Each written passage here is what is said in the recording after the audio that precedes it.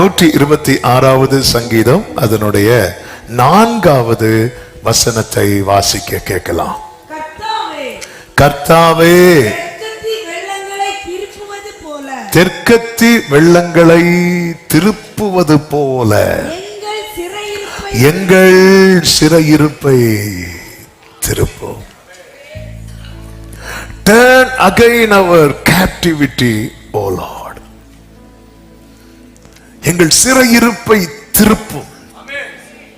தெற்கத்தி வெள்ளங்களை திருப்புவது போல ஆண்டவரால மட்டும்தான் இதெல்லாம் செய்ய முடியும். கரை புரண்டு ஓடுகிற யோர்தானை பின்னிட்டு போக வைத்தவர். யோர்தான் பின்னிட்டு திரும்பினது. இது சாத்தியம் ஆகுமாங்க? ஆமா, நம்ம டேம் எல்லாம் திறந்து விடும் போது ஆற்று தண்ணீர் வேகமாய் போறத பார்க்க முடியும்.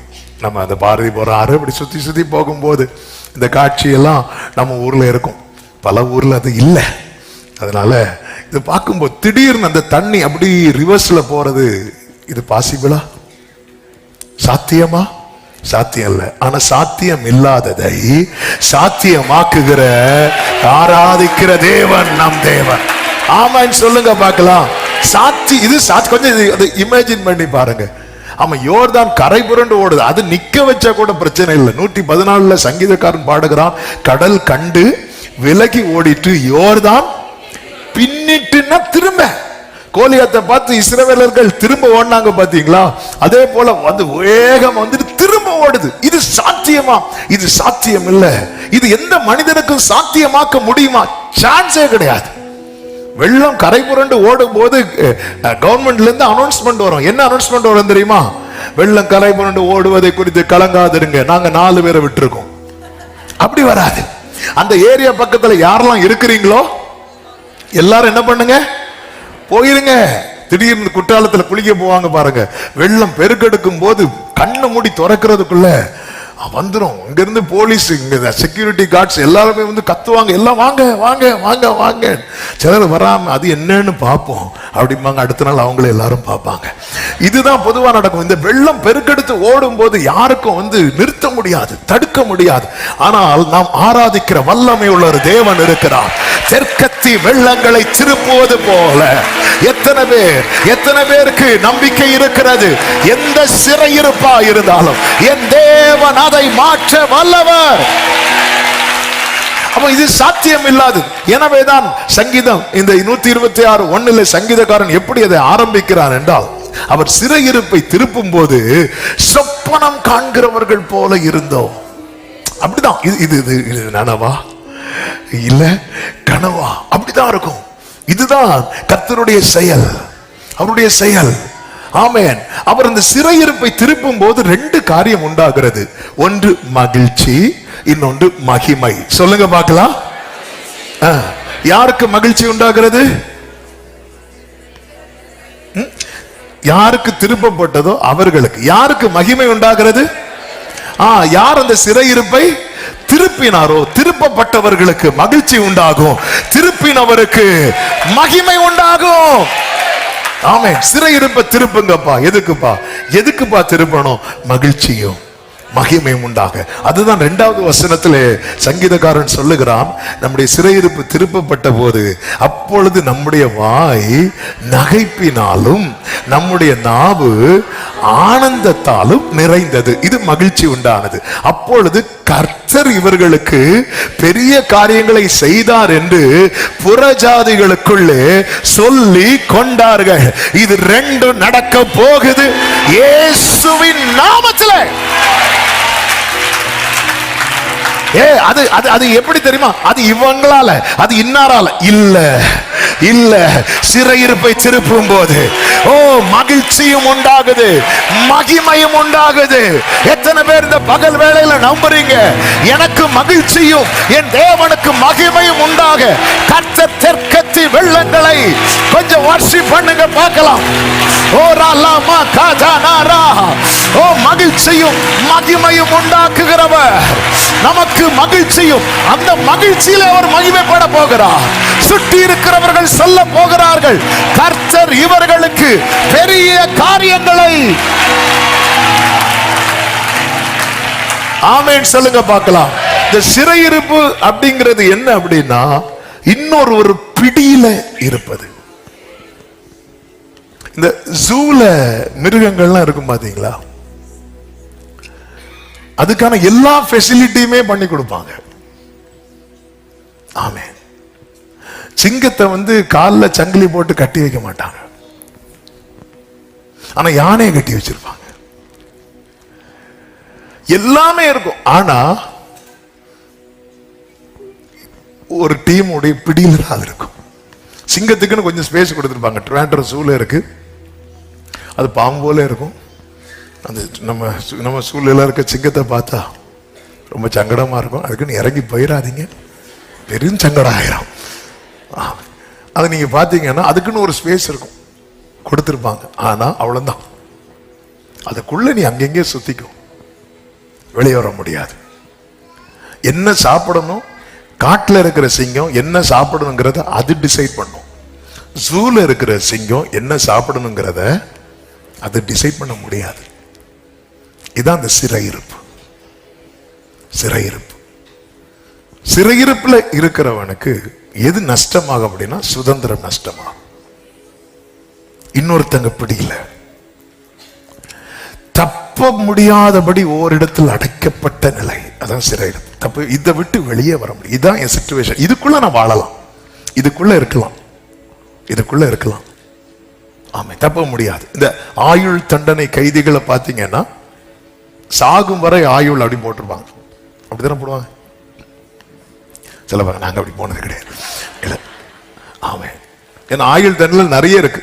ஆயுள் தண்டனை இரட்டை ஆயுள் இருக்கு. இரட்டை ஆயுள்னா 14 வருஷமா 14. சிலருக்கு சொல்லுவாங்க மரணம் வரைக்கும் அப்படி போட்டுருவாங்க. அவங்களுக்கு என்ன பார்த்தீங்கன்னா உள்ள எல்லாமே இருக்கும், ஆனா என்ன அப்படின்னா ஒரு எல்லை போட்டிருப்பாங்க, அவ்வளவுதான் லைஃப்.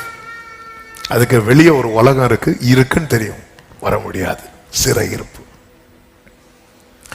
இஸ்ரவேல் ஜனங்கள் பாபிலோனுக்கு சிறையாக கொண்டு போகப்பட்டார்கள். அங்க நீங்க பாத்தீங்கன்னா அங்க இந்த போனதுமே பேரு கூட மாத்திட்டான். தானியேல் பேரை தூக்கிட்டாங்க, பெல்தெஷாசார் அப்படின்னு வச்சுட்டாங்க.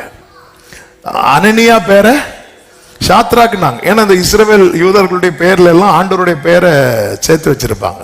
ஏல் அப்படின்னா அது தேவனை குறிக்கிறது, யா அப்படின்னாலும் அது தேவனை குறிக்கிறது.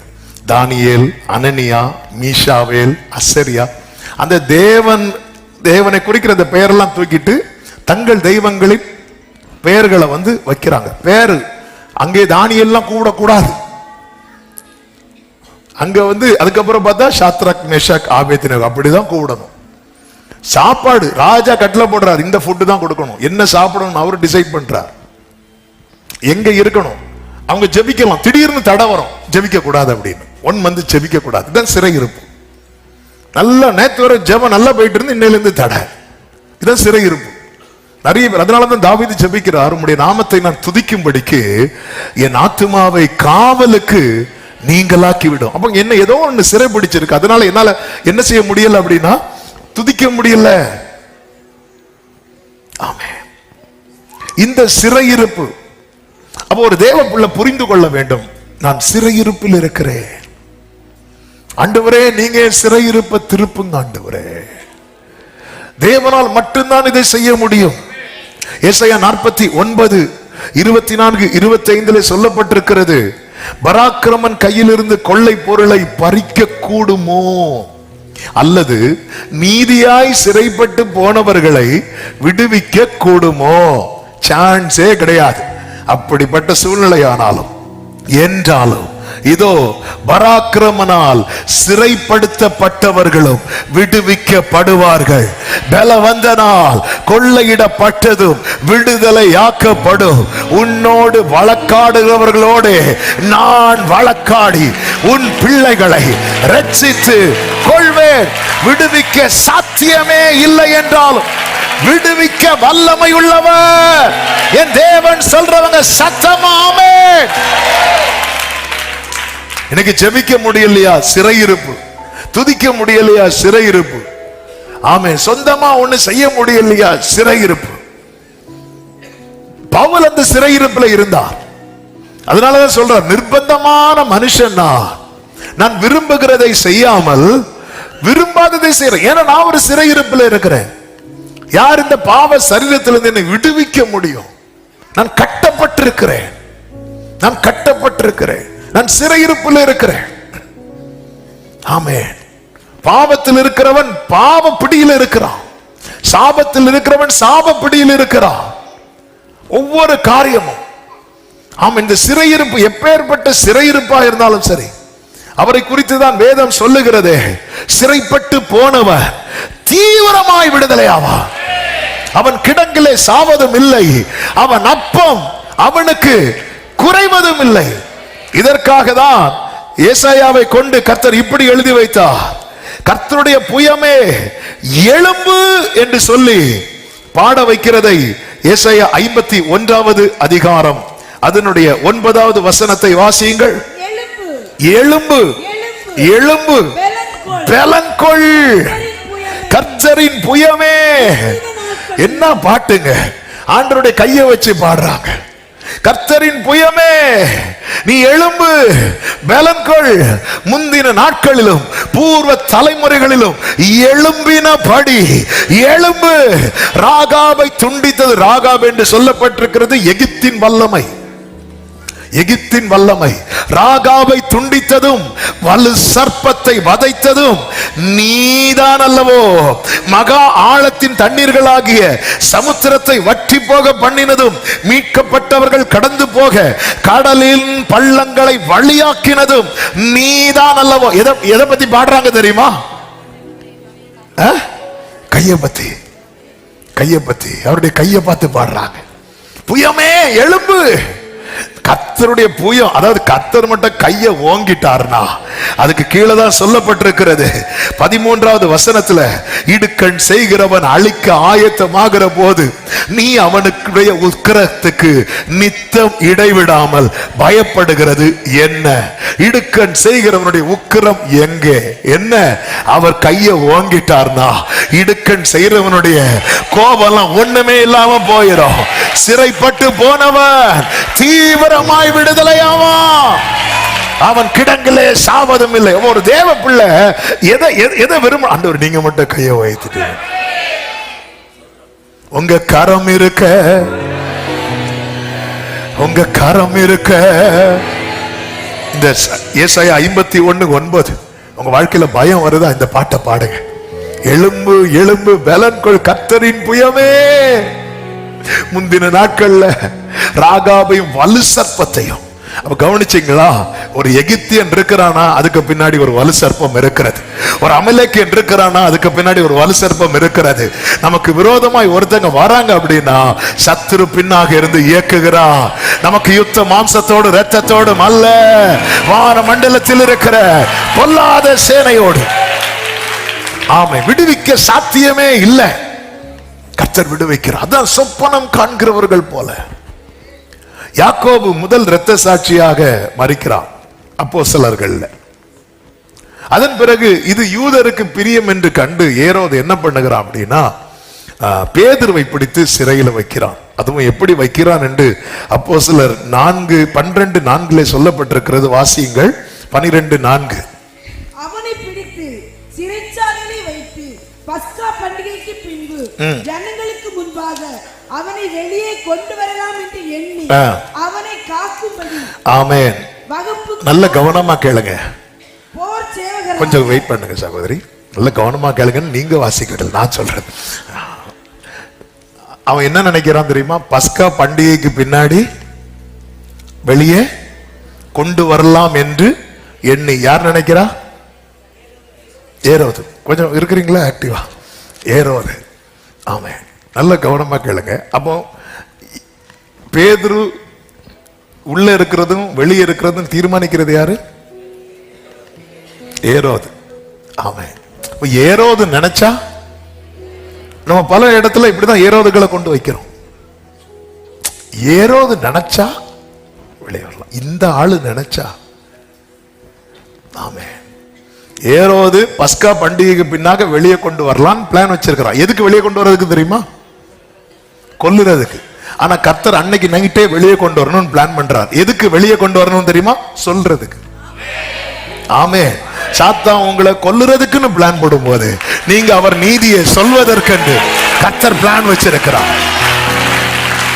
அதனாலதான் சங்கீதக்காரன் பாடுகிறார், நான் சாகாமல் பிழைத்திருந்து கர்த்தருடைய செய்கைகளை. எத்தனை பேர் இந்த பகல் வேளையில நம்பிக்கையோடு சொல்லுவீங்க? கைகளை உயர்த்தி சொல்லுங்க பார்க்கலாம். என்ன கர்த்தர் வெளியே கொண்டு வருவா? கொல்வதற்கல்ல, சாட்சி சொல்வதற்கு, அவர் துதியை சொல்லுவதற்கு, அவர் மகத்துவத்தை சொல்வதற்கு. ஆமே. எகிப்திலிருந்து இஸ்ரவேலரை கொண்டு வந்து சொல்ல வைத்தார்ல, கர்த்தாவே தேவர்களில் உமக்கொப்பான. ஆமென் ஆமென். எதுக்கு வெளியே கொண்டு வராருன்னு புரிஞ்சுக்கோங்க. எதுக்கு வெளியே கொண்டு வர? யோசேப்பை வெளியே கொண்டு வந்தது எதுக்கு தெரியுமா? யோசேப்பே நீன்னு சொல்லும் போது சொல்லணும், நான் அல்ல, கர்த்தர் இதுக்காக வெளியே கொண்டு வருகிறான். என்ன வெளியே கொண்டு வருவா? சொல்லுங்க, என்ன வெளியே கொண்டு வருவா? கர்த்தருடைய கரம் இதை செய்யும். ஆமென். அவன் நினைக்கிறான். அப்ப அவன் என்ன டிசைட் பண்ணானா, அவன் நம்ம பிடியில இருக்கிறான். உண்மையிலே ஏரோதின் பிடியில தான் இருக்கிறான். அவன் தீர்மானிக்கிறான், பஸ்கா பண்டிகை எல்லாம் முடியட்டு. அதாவது இவங்க பண்டிகை எல்லாம் கொண்டாடுவாங்களாம், அதுவரை நம்ம ஆளு சிறைச்சாலையில் இருக்கணும். அவனுக்கு தெரியாது, சிறைச்சாலையில கூட தூங்குவார். 2 சேவகர்கள் நடுவில் இருந்து தூங்கிட்டு இருக்கிறார். நீங்க அது ரொம்ப ஆச்சரியமானது. ஆமே. அப்படிப்பட்ட கிருபைகள் நிறைய பேருக்கு இருக்கு. ஆமே. ஹல்லேலூயா. 4வது வசனத்தை பாருங்கள். என்று எண்ணி அவனை, இனி வாசிங்க, காக்கும்படி வகுப்புக்கு 4 போர் சேவகராக ஏற்படுத்திய 4 வகுப்புகளின் வசமாக ஒப்புவித்தார். அப்ப 4 நாளும் 4 4 4 4 மொத்தத்தில் எனக்கு 16 பேர். ஆமென். ஆண்டவர் சொன்னார், நான் பிதாவை வேண்டிக் கொண்டால் 12 லேகியோனுக்கும் அதிகமான, அது எத்தனை? ஒரு லேகியோன்னா 6000. அப்ப 12 6000னா ஏசப்பா. ஆமென். 72,000. எனக்கு கொஞ்சம் மேக்ஸ் தான் தெரியும். அதையும் நீங்க அந்த மரத்தை முறிச்சு தண்ணியில போட்டு கசப்பை எடுத்தது போல இப்படி எல்லாம் போட்டு எடுக்கிறாதீங்க. ஆமென்.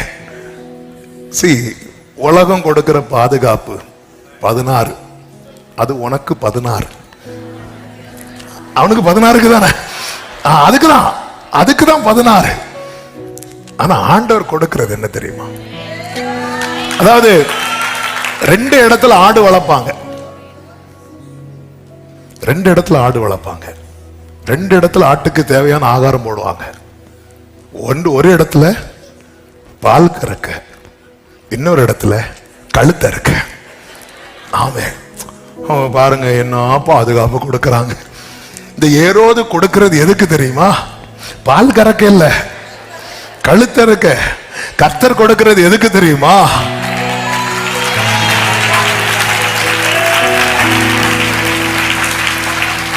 ஆமென். ஹல்லேலூயா. இதான் தேவனுடைய பாதுகாப்புல ஒருத்தங்க இருக்கிறாங்கன்னா அவங்க அநேகருக்கு ஆசீர்வாதமா இருக்க போறாங்க. தேவனுடைய பாதுகாப்புல ஒருத்தங்க இருக்கிறார். யோபுவே, உன்னை சுத்தி இருக்கிறவங்க 1000 சொல்லட்டும், நாளைக்கு உன் ஜெபத்தை கேட்டுதான் உன்னை சுத்தி இருக்கிறவங்களுக்கு கர்த்தர் விடுதலை கொடுக்க போகிறான். உன் முகத்தை பார்த்துதான் உன் கூட இருக்கிறவங்களை கர்த்தர் ஆசீர்வதிக்க போகிறான். அதனாலதான் உன் தீபத்தை அணையாம காத்து கொண்டிருக்கிறார். ஆமென். சொல்லுங்க பார்க்கலாம். ஹல்லேலூயா. தேவனால் பாதுகாக்கப்படுறீங்களா? நீங்க அநேகருக்கு ஆசீர்வாதமா மாற போறீங்க. அப்பதான் சொல்லுவாங்க, ஆகாது என்று தள்ளின கல் அது தலைக்கல் ஆயிற்று, அது கர்த்தராலே ஆயிற்று, அது நம்முடைய கண்களுக்கு. ஆமென். இது கர்த்தர் உண்டு பண்ணின நாள், நாம் களி கூர்ந்து மகிழ கடவோம். ஆமென். சொல்லுங்க பார்க்கலாம். ஹல்லேலூயா. இப்போ பேதுரு என்ன பண்றார் அப்படின்னா, கர்த்தருக்கு மகிமை உண்டாவதாக. 6வது வசனம், ஏரோது அவனை வெளியே கொண்டு வரும்படி குறித்த நாளுக்கு முந்தின நாள் ராத்திரியிலே பேதுரு 2 சங்கிலிகளால் கட்டப்பட்டு 2 சேவகர் நடுவே நித்தரை பண்ணி கொண்டிருந்தான். அப்ப அந்த 2 சேவகர்களும் எப்படி இருப்பாங்க தெரியுமா? தூங்குறத பாரு. தூங்கு, இதான் உனக்கு கடைசி தூக்கம். உன்னால எங்க தூக்கம் போச்சு. நாளைக்கு தான் நாங்க என்ன செய்ய போறோம்? நிம்மதியா தூங்க போறோம். காவற்காரரும் கதவு முன்னிருந்து சிறைச்சாலையை காத்து கொண்டிருந்தார்கள். அப்பொழுது கர்த்தருடைய தூதன் அங்கே வந்து நின்றான் என்று சொல்லப்பட்டிருக்கிறது. கைகளை உயர்த்தி ஒரு ஆமென் சொல்லுங்க. ஹல்லேலூயா. என் சிறையிருப்பை திருப்பணும்னு கர்த்தர் நினைச்சிட்டார்னா எந்த எந்த எந்த எந்த அடைக்கப்பட்ட சூழ்நிலை,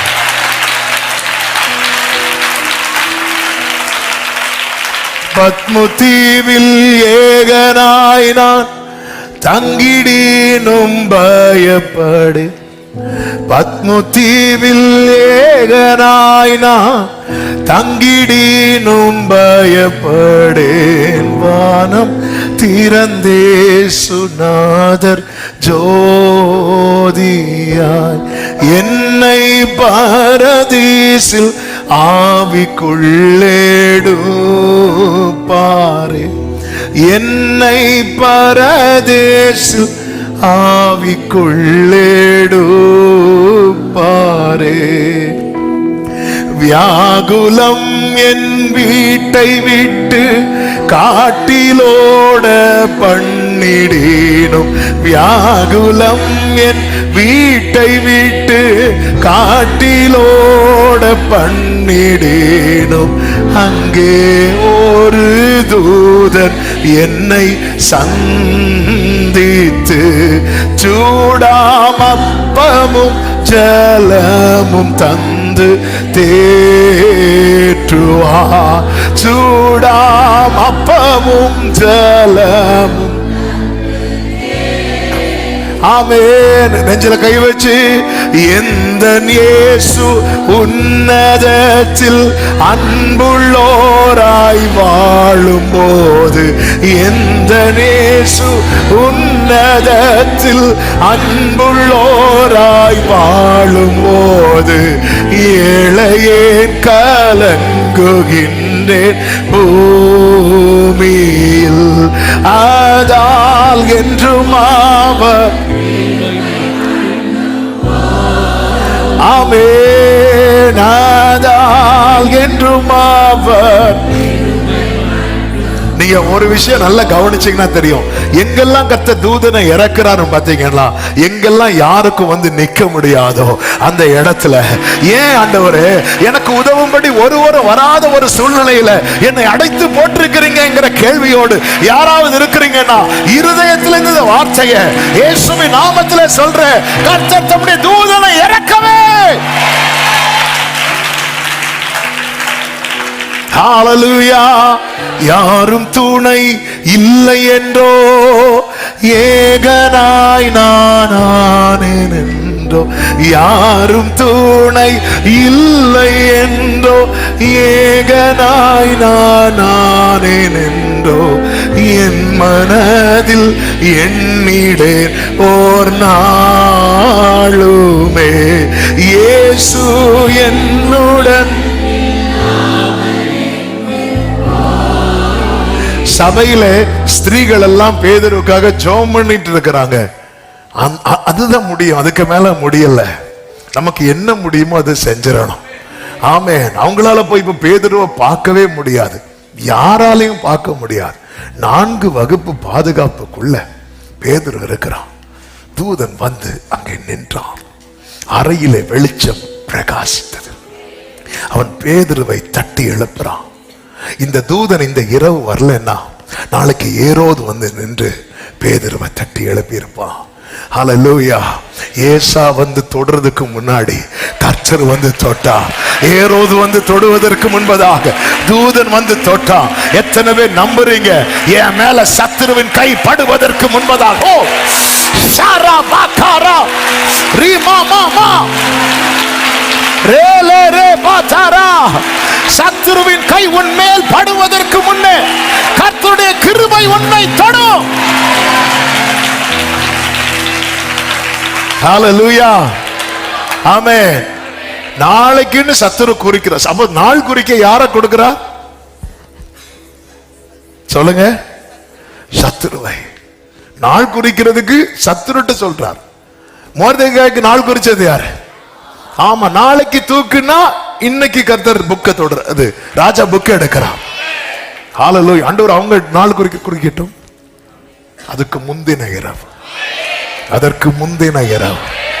ஓ ஹல்லேலூயா, ஹல்லேலூயா. முந்தின இரவு நமக்கு தெரியாது. ஒரு நாள் உரம் பாருங்க, அதற்கு முந்தின இரவுல ஒரு கிரியை நடக்கும். அதற்கு முந்தின இரவுல ஆமென் சொல்லுங்க பார்க்கலாம். பேதுருவை அவன் சீக்கிரமாய் எழுந்திரு என்று அவனை எழுப்பினான். உடனே சங்கிலிகள் அவன் கைகளில் இருந்து விழுந்தது. தூதன் அவனை நோக்கி, உன் அறையை கட்டி உன் பாதரட்சைகளை தொடுத்துக் கொள் என்றான். அவன் அந்தபடியே செய்தான். தூதன் பின்னும் அவனை நோக்கி, உன் வஸ்திரத்தை போர்த்து கொண்டு என் பின்னே வா என்றான்.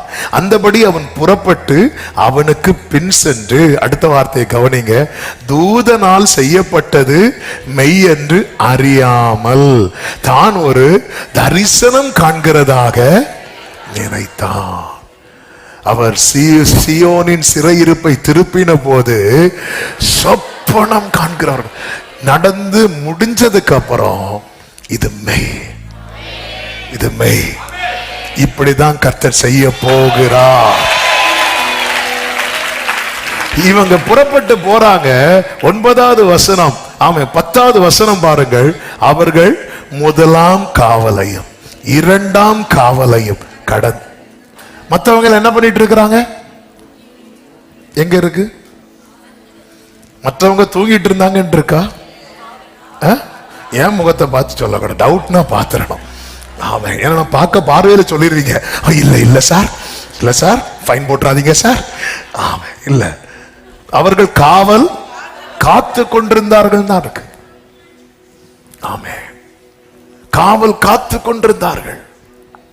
ஆனா அவங்களுக்கு தெரியல. அவங்க பார்வையில இன்னும் பேதுரு எப்படிதான் இருக்கிறான்? தூங்கிட்டு தான் இருக்கிறான். பரலோக பார்வையில ஏரோது என்ன பண்ணிட்டு இருக்கிறான்? எழுந்து ஒவ்வொரு காவலையும் கடந்து கொண்டிருக்கிறான். நீ அந்த ஃபைனல் டோர் இருக்கு பாரு, அதுல இருந்து வெளியே வர்றது வரைக்கும் மற்றவங்க பார்வையில நீ இன்னும் பழைய நிலைமையில தான் இருக்கிறேனே பார்த்துட்டு இருப்பாங்க. அதனாலதான் அதை வச்சு சொல்லுவாங்க, இன்னும் உனக்கு மாற்றம் இல்லையே, இன்னும் உனக்கு மாற்றம் இல்லையே.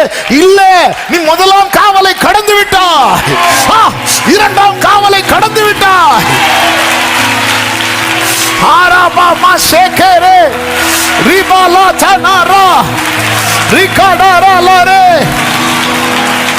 ஆமென். நம்பிக்கையே இல்லாத இடத்துல ஒரு நம்பிக்கை வருதுன்னா நீ முதல் காவலை கடந்துட்டேன்னு அர்த்தம். நடக்காது என்று நடக்க இடத்துல நடக்கும்னு நம்புறேனா நீ 2வது காவலை கடந்துட்டேன்னு அர்த்தம்.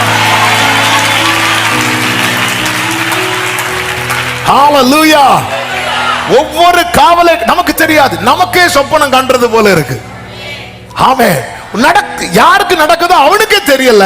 அப்ப பார்த்துட்டு இருக்கவங்களுக்கு எப்படி தெரியும்? உனக்கே தெரியலையே பேதுருவே என்ன நடக்குதுன்னு. உன்னை பார்க்கிறவங்களுக்கு அவங்க என்ன நினைப்பாங்க தெரியுமா? அவன் என்ன பண்றான்? தூங்கிட்டு இருக்கிறான், உள்ள இருக்கிறான். நம்ம லைஃப்ல உள்ள இருக்கிற கட்டுகள் எல்லாம் உடைக்கிறான். உள்ள இருக்கிற கட்டு நமக்கு தெரியாது. ஒரு டோர் வெளியே இருக்கு, அது அவருக்கு மேட்டரே கிடையாது. அடுத்து நான் இப்ப சொல்றேன் பாருங்க. ஆனா உள்ள இருக்கிற கட்டுகள் எல்லாம் ஒவ்வொரு சங்கிலி. ஆமென், ஆமென். இந்த வார்த்தையை தியானித்த போது கர்த்தர் பேசின வார்த்தை இதுதான். உன் சிறையிருப்பை மாற்றும் வெளிச்சம் பரத்திலிருந்து வரும். உன் சிறையிருப்பை மாற்றும் வெளிச்சம். இதுதானே தாவீது ஜெபம் பண்ணுவார். எங்களுக்கு சங்கீதம் 4:6 எங்களுக்கு நன்மையை காண்பிக்கிறவன் யார் என்று சொல்லுகிறவர்கள் அநேகர். கர்த்தாவே, உம்முடைய முகத்தின் ஒளியை எங்கள் மேல பிரகாசிக்க பண்ணும். ஆமென். வலது கரத்தை உயர்த்தி சொல்லுங்க, என் சிறையிருப்பை மாற்றும் வெளிச்சம் பரத்திலிருந்து வரும். மறுபடியும் சொல்லுங்க, என் சிறையிருப்பை மாற்றும் வெளிச்சம் பரத்திலிருந்து வரும். மறுபடியும் சொல்லுங்க, என் சிறையிருப்பை மாற்றும் வெளிச்சம் பரத்திலிருந்து வரும். பரத்திலிருந்து ஜெயம் வரும், பரன் என்னை சோதனை வாரும்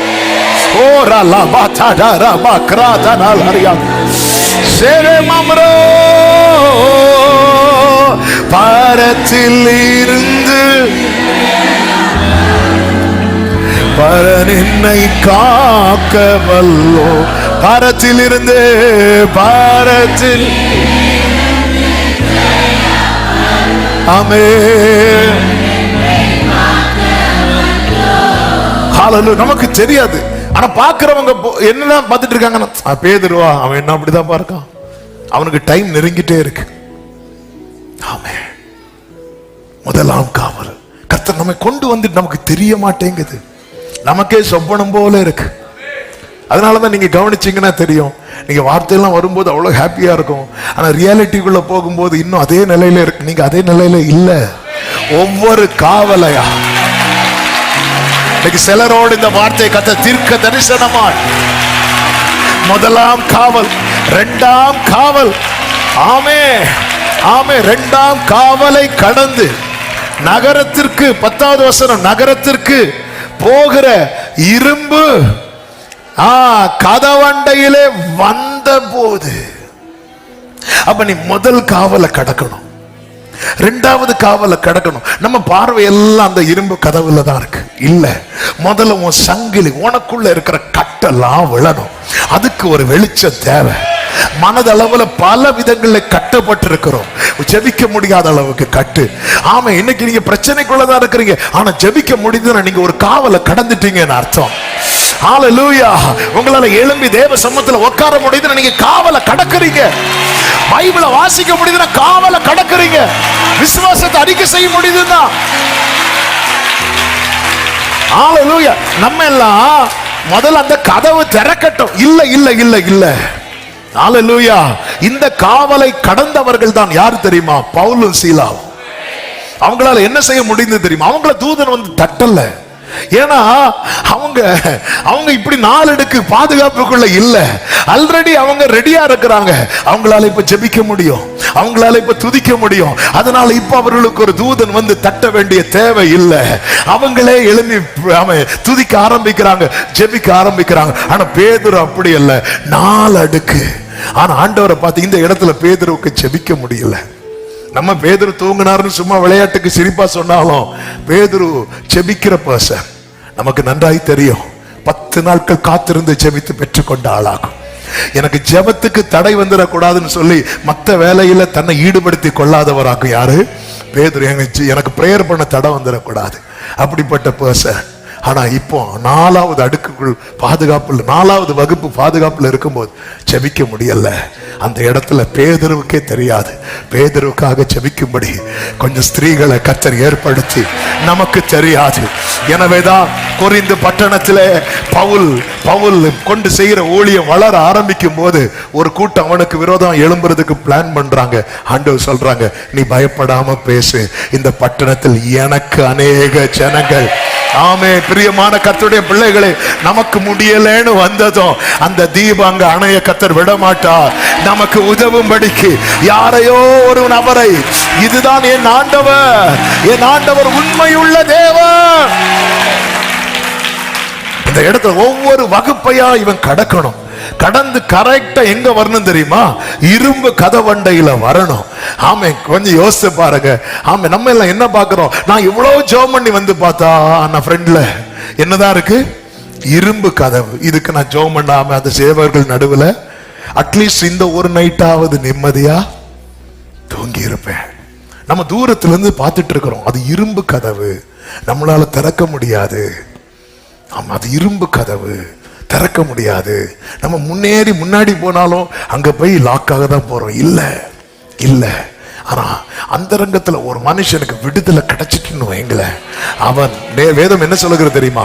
அந்த கதவண்டையில் வந்த போது அது தானாய், நல்ல கவனிங்க, உள்ள பல சிறையிருப்ப வச்சுட்டு நீங்க தள்ளுனாலும் இந்த கதவு திறக்காது. தள்ளி திறக்காத கதவுகள் எல்லாம் தானாய் திறக்கப்பட போகிறது. நான் இத்தனை வருஷம் தள்ளி தள்ளி பார்த்தேன். திறக்காத கதவு எனக்கு முன்பாக தானாய், எல்லாரும் வேணும் சொல்லுங்க, தானாய். ஆமென் ஆமென் ஹல்லேலூயா. தானாக, ஓ ஜீசஸ். தானா எப்படி திறக்கும்? ரிமோட் செட் பண்ணி வச்சிருந்தாங்களா? ரிமோட் கேட்லாம் இருக்கு தெரியுமா? தேவைக்கு உதவாது, அது வேற. எப்படிங்க தானாய் திறக்கும்? இதுதான் கர்த்தராலே ஆயிற்று. அங்க வந்து பேதுரு எதுவுமே பண்ணல. பேதுரு பண்ணது என்ன? எழும்பு, அறைய கட்டு, நீ நடந்து வா. நீ கிட்ட வரும்போது அது தானாக நல்ல கரங்களை சட்டி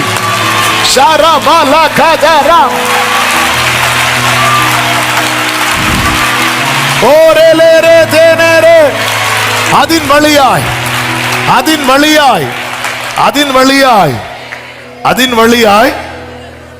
யாரு? அதின் வழியாய் அவர்கள்னா யாரெல்லாம்? பேதுருவும் தூதனும். சிறைச்சாலைக்குள்ள போனது யாரெல்லாம்? பேதுருவும் காவல்காரரும். வெளியே வந்தது யாரெல்லாம்? பேதுருவும் தூதனும். ஆமென் ஹல்லேலூயா. ஆமென். இதுதான் கர்த்தருடைய செயல். வெளியே காவல்காரர் கூட பேதுரு வந்தா யாராவது வந்திருப்பான் தெரியுமா? கைதிய ஜெயில இருந்து கூட்டிட்டு போவாங்க தெரியுமா? ஆமென். கோர்ட்டுக்கு கூட்டிட்டு போவாங்க, கைதிகளை கூட்டிட்டு போவாங்க. எப்படி கூட்டிட்டு போவாங்க தெரியுமா? விலங்கு போட்டிருப்பாங்க. அந்த பார்ட்டி மேக்சிமம் விலங்க மறைக்கெல்லாம் பார்ப்பாங்க. கண்ணோட 2 பேர் போவாங்க. அப்படி வரல, தூதனோட வரான். உள்ள வச்சு சங்கிலி எல்லாம் அவிழ்ந்து விழுந்துச்சு. வெளியே வரான். கர்த்தர் இப்படிதான் வெளியே, நமக்கு தெரியாது, எல்லாத்தையும் கிளியர் பண்ணி கர்த்தர் வெளியே கொண்டு வர. அதன் வழியாய் அவர்கள் புறப்பட்டு ஒரு வீதி நெடுக நடந்து போனார்கள். உடனே தூதன் அவனை விட்டு போய், கதவு திறந்ததும் தூதனுக்கு போயிருக்கலாம்ல. ஏன் வீதி நெடுக கொண்டு வந்து ஒரு குறிப்பிட்ட இடம் வர வந்துட்டு அதுக்கப்புறம் தூதன் போறான் தெரியுமா? எதை விட்டு கர்த்தர் கொண்டு வரார்னா, அந்த சிறைச்சாலை நிழல் கூட இல்லாத, இப்ப திரும்பி பார்த்தா என்ன இருக்காது தெரியுமா? அந்த சிறை இருக்காது. அது வரைக்கும் இப்படிதான் கர்த்தர் செய்வார். திரும்பி பார்த்தா அந்த சங்கிலி இல்ல, காவல்காரர் இல்ல, சிறை இல்ல.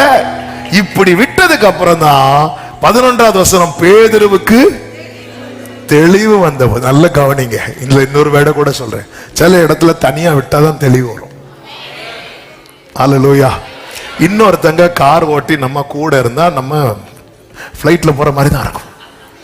ஆமென். திடீர்னு நம்மளை ஓட்ட சொல்லும் போதுதான் நமக்கு தெளிவு வரும். சிலருக்கு அப்படி ஒரு கிருபை, கார்ல ஏறி வண்டி ஸ்டார்ட் ஆகிறதுக்கு முன்னாடி இவங்க இன்ஜின் ஸ்டார்ட் ஆகும். என்னடா வண்டி இப்படி சவுண்ட் கேக்குதுன்னு பார்த்தா ஆள் வேற. பேதுரு இன்னும் எவ்வளவு சுகமா இருக்கு, நல்லா இருக்கு, இன்னும் போட்டு 1 2 3 4 போது நிறுத்து. தூதன் போயிட்டான்.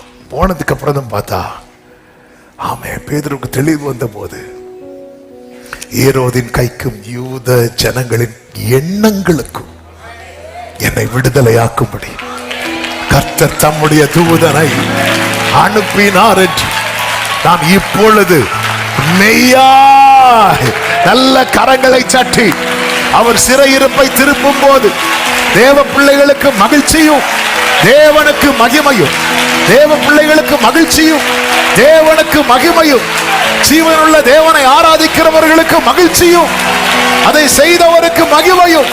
கர்த்தர் நமக்கு பெரிய காரியங்களை செய்தார். நீ தள்ளினாலும் திறக்க முடியாத கதவு. ஆமென். இந்த வார்த்தை தீர்க்க தரிசனமாய் சொல்ல விரும்புகிறேன். நீ தள்ளினாலும் திறக்க முடியாது. தள்ளினாலும் திறக்க முடியாதுன்னா உன்னுடைய மொத்த முயற்சியால முடியாது. அந்த வேளை வரும்போது தானாக தானாக. எத்தனை பேர் நம்புறீங்க? கைகளை உயர்த்தி பல நன்மையின் கதவுகளை கர்த்தர் எனக்கு முன்பாக தானாக திறக்க வைக்க போகிறதற்காக ஸ்தோத்திரம், ஸ்தோத்திரம். ஆமே. இதற்கு கண்ணீரின் ஜெபம் அதிகமாய் கை கொடுக்கும். எனவேதான் 126 அந்த தெற்கத்தி வெள்ளங்களை திருப்புவது போல எங்கள் சிறையிருப்பை திருப்பினீர் என்று சொல்லிவிட்டு உடனே அடுத்த வசனத்தை எப்படி பாட வைக்கிறார் தெரியுமா? கண்ணீரோடே விதைக்கிறவர்கள் கம்பீரத்தோட அறுப்பார்கள். கண்ணீரும் விதையும். எல்லாரும் சொல்லுங்க பார்க்கலாம். விதைனா என்ன தெரியுமா? வசனம். விதை விதைக்கிறதுனா நம்ம வாயால சொல்லணும். ஆமே. ஆண்டவர் நம்ப பண்ணின வசனத்தை நம்ம வார்த்தையால வாயால சொல்லி அதை சொல்றது மட்டும் இல்ல, அந்த கண்ணீரனும் தண்ணீரை அதன் மேல அத கண்ணீரோடு விதைக்கிறவர்கள். இன்னைக்கு காலையில் இந்த வார்த்தை ஆண்டவரோட பிடிச்சு நிக்க வைத்து ஒரு வார்த்தை எழுத வைத்தார். கண்ணீரும் விதையும் உன் எதிர்காலத்தை கம்பீரமாக்கும். கண்ணீரும் விதையும். விதைனா என்ன? வசனம். கண்ணீர். ஏன்னா சிறையிருப்பு. பாபிலோனில இருந்து அழுதாங்கல்ல. 137 சங்கீதம் அப்படிதானே சொல்லப்பட்டிருக்கிறது. பாபிலோன் ஆறுகள் அருகே நாங்கள் உட்கார்ந்து சியோனை நினைச்சு அழுதோம். அப்ப ஆண்டவர் சொன்ன பிராமிஸ் இதெல்லாம் அவங்க நினைவுக்கு வருது. அந்த சியோன் எப்படி இருந்துச்சு அதெல்லாம் நினைவுக்கு வந்துச்சு. ஒரு பக்கம் அழுக, கண்ணீரும் விதையும் உங்கள் எதிர்காலத்தை. அதனாலதான் அழ வேண்டிய காலத்தில் அழுதுருங்க. அழுவது தப்பு கிடையாது. தேவ சமூகத்தில் அழுவது பலவீனம் அல்ல, மனிதர்களிடத்தில் அழுவது பலவீனம். நம்ம அழுகை வரும்போது அந்த இடத்துல மனிதர்களை தேட பழகாதீங்க. அது நம்மளை ரொம்ப பாழாக்கும், நம்ம கண்ணீரை வீணாக்கும். ஆமே, அது வீணாக்கும். ஹல்லேலூயா. இப்ப பாருங்க, நம்ம ஒரு கிளாஸ் தண்ணி வைக்கிறாங்க, அங்க பிளாஸ்க்ல தண்ணி இருக்கு, வேற தண்ணியே இல்லைன்னு வைங்களேன். ஒரே ஒரு கிளாஸ் தண்ணி மட்டும் தான் எடுத்து தம்பி கொண்டு வரும்போது கால் தட்டி கீழே விழ மாட்டான். ஒரு எக்ஸாம்பிள், அப்படி ஏதோ விழுந்தோ அல்லது என் கைப்பட்டு தட்டி கீழே விழுந்தோ அடுத்து என்ன இல்லை தெரியுமா? தண்ணி இல்லை. மேக்சிமம் சேஃப், அது மிஸ் ஆயிடக்கூடாது அப்படின்னு பார்த்து தானே நம்ம ரெடி பண்ணுவோம். கண்ணீர்லாம் சும்மா வராது. சும்மா சரி இப்போ நம்ம கொஞ்ச நேரம் அழுவோமா? எத்தனை நேரம் அழுவோம்? முடியாது. சிரிப்போம்னா சிரிப்போம். ஆமா, சில புருஷன் மனைவியை சிரிக்க வைக்கிறதே போட்டோகிராஃபர்ஸ். வீட்டில் 3 வருவாங்க, ஸ்மைல் ப்ளீஸ் வாங்க, வேற வழியில் சிரிச்சுதான் ஆகணும். ஆனா அப்படி சரி இப்ப எல்லாரும் போட்டோக்கு போஸ் கொடுங்க, இப்ப அழுங்க அப்படி சொல்லாம அழ வைப்போம். நம்ம அப்படிலாம் அழ முடியாது. அப்போ ஒரு சூழ்நிலை வருது, அந்த கண்ணீர், அது ஒரு கண்ணீரும் விதையும். இந்த வேர்டு என் மனசுல இன்னைக்கு ஆண்டவர் ஆழமா போட்டார். கண்ணீரும் விதையும் உன் எதிர்காலத்தை கம்பீரமாக்கும். அதுவும் விதை எப்படி தோணும் தெரியுமா? அள்ளி தோணும். அப்படி அள்ளி தூவும் போது உன் கண்ணில் கண்ணீர். இது நம்பிக்கையற்ற கண்ணீர் அல்ல. எந்த பாதையில நான் கண்ணீரோடு நடந்தேனோ அதே பாதையில கம்பீரத்தோடு, எந்த பாதையில நான் அள்ளி தூவும் விதையை அழுது கொண்டு நான் தான் அறுத்த அரிகளை சுமந்து கொண்டு கம்பீரத்தோட திரும்பி, கண்ணீரும் விதையும். கைகளை உயர்த்தி ஆமேன் சொல்லுங்க. இந்த பாபிலோனின் சிறையிருப்பை திருப்பும்படிக்கு கர்த்தர் ஒரு கோரேசை எழுப்பினார். தானியேல் எவ்வளவு அழுது ஜெபம் பண்ணார் தெரியுமா? நல்லா புரிந்து கொள்ளுங்க. சிறையிருப்பை திருப்ப என்ன செய்யணுமோ அதை செய்வார். நமக்கே தெரியாது அவர் என்ன செய்ய போறார்னு. ஒரு கோரேசை எழுப்பி இஸ்ரவேலர்கள் சிறையிருப்பிலிருந்து மீண்டு வருகிறார்கள். வந்து என்ன பண்றாங்க அப்படின்னா, மறுபடியும் பாழாக்கப்பட்ட ஆலயத்தை மறுபடியும் கட்டும்படிக்கு ஆமென் அவர்கள் அஸ்திவாரம் போட்டார்கள். அப்படி அஸ்திவாரம் போட்ட போது எஸ்ரா 3வது அதிகாரம் அதனுடைய 12வது வசனத்தை வாசியுங்கள். எஸ்ரா 3:12. முந்தின ஆலயத்தை கண்டிருந்த முதிர் வயதான ஆசாரியரிலும் லேவியரிலும் பிதாக்கள் வம்சங்களின் தலைவரிலும் அநேகர் இந்த இந்த ஆலயத்துக்கு தங்கள் கண்களுக்கு முன்பாக அஸ்திபாரம் போடப்படுகிறதை கண்டபோது அழுதார்கள். வேறு அநேகம் பேரோ, அந்த மீதி அநேகம் பேர்னா என்ன அப்படின்னா, அந்த முந்தின ஆலயத்தை காணாதவர்கள். அவர்கள் பாபிலோன்லே பிறந்தவர்கள். பாபிலோன்லே 40 வருஷத்துக்கு மேல இருந்தாங்க. அங்கேயே பிறந்தவங்க, 40-80 வருஷம் நினைக்கிறேன். அங்கேயே பிறந்தவங்களுக்கு என்ன தெரியாது? இந்த எருசலேமின் மகிமை தெரியாது, முந்தின ஆலயம் தெரியாது. ஆனா முந்தின ஆலயத்தை கண்டு சிறைபிடித்து போனவர்கள் உயிரோடு இருக்கிறவங்க திரும்ப வந்து அஸ்திபாரம் போட்ட போது அவங்க கண்ணில் என்ன வருது தெரியுமா? கண்ணீர். ஏன்னா இவங்க தான் பாபிலோன்ல இருந்து எதுக்காக அழுதாக தெரியுமா? இந்த சிறையிருப்பு மாற அழுதார்கள். ஆமென். வேதனையின் கண்ணீர் ஆனந்த களிப்பின் கண்ணீராக மாறும். ஆமென். இந்த கண்ணீர் துளி, ஆமென், ஹல்லேலூயா, கண்ணீர் துளியில விண்ணப்பம் மட்டும் வராது, கண்ணீர் துளியில நன்றி இருக்கும். ஆமென், ஹல்லேலூயா, ஆமென். ஜூலைல யூகேல மீட்டிங் போயிருக்கும் போது காலையில அப்படியே பிரேயர் பண்ணிட்டே அப்படியே நடந்து போயிட்டே இருக்கிறேன். போகும்போது ஆண்டவர் இந்த வேர்டை கொடுத்துட்டே இருந்தாங்க. ஆமே, நீ நன்மையை நினைச்சு உன் கண்ணில் கண்ணீர் வருதுன்னா அதை நான் வந்து நன்றி துளியாக கணக்கிடுவேன். நன்றி துளி அப்படிங்கிற ஒரு வேர்டை ஆண்டவர் கொடுத்தார். நன்றி துளி, நன்றி துளி. நம்ம நன்மையை நினைச்சு கண்ணில் கண்ணீர் வருதுன்னா அது வந்து அவர் கண்ணீர் துளியாய் பார்க்க மாட்டார், நன்றி துளி. ஆமென், ஹல்லேலூயா. விண்ணப்பங்களுக்கு மட்டும் கண்கள் நிறைகிறதாய் அல்ல, நன்றி. அவர் செய்த நன்மைகள் திரும்பி பார்க்கிறேன், வந்த பாதையை கண்ணீரோடு கர்த்தாவே நன்றி சொல்கிறேன். ஆமென். கண்ணீரோடு கர்த்தாவே நன்றி சொல்கிறேன். நடத்தி நீரனை அமர்ந்த தண்ணீரண்டையில்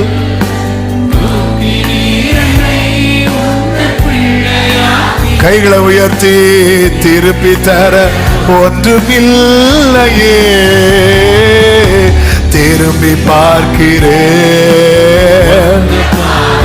ஆமென். கண்ணீரோடு கர்த்தாவே ஹல்லேலூயா திரும்பி பார்க்கிறேன். Glory. ஆமென். யாக்கோபு ஒரு நைட் இருந்து அழுதான். ஆண்டவரே, என்னை இப்படி எல்லாம் திரும்பி வர பண்ணுவேன்னு சொன்னீங்களே அப்பா. ஆண்டவர் சொன்ன வார்த்தையை சொல்லி இருந்து அழுறான். அந்த கண்ணீரும் விதையும் அந்த சிறையிருப்பு, ஏசா என்கிற சிறையிருப்பு அந்த நைட்டே மாத்திட்டு கர்த்தர் ஏசாவின் மனசை மாத்திட்டார். இதை யாக்கோபு இதுக்கு முன்னாடி பண்ணியிருந்திருக்கலாமே, பண்ணவே இல்லை. ஆனா ஒரு நாள் சூழ்நிலை பண்ண வச்சது. ஆமென். ஆண்டவரே, என்னை ஏன் ஆண்டவர் இந்த அழுகையின் பள்ளத்தாக்கில் நடத்துறீங்க? நமக்கு தெரியாது, நாம் எத்தனை அடுக்கு காவலுக்குள்ள இருக்கிறோம்னு தெரியாது, கர்த்தருக்கு தான் தெரியும். அதனாலதான் தூதன் அனுப்புறார். நமக்கு சரியா ஜெபிக்க கூட தெரியல. ஆமே, கர்த்தர் தூதன் அனுப்பி 1ஆம் வகுப்பு 2ஆம் வகுப்பு அப்படி ஒவ்வொன்னா, அதுக்கு முன்னாடி சங்கிலி. ஆண்டவர் தெரியும். அவர் முதல்ல வந்து உள்ளதான் ஹீல் பண்ணிட்டு இருக்கிறார் நம்மள. ஒவ்வொரு ஸ்டெப்பா எத்தனை பேர் நம்புறீங்க? பல அடுக்க தாண்டி கொண்டு வந்துட்டா இந்த இரும்பு கதவு எனக்கு முன்பாக தானாய் திறக்க போகிறது.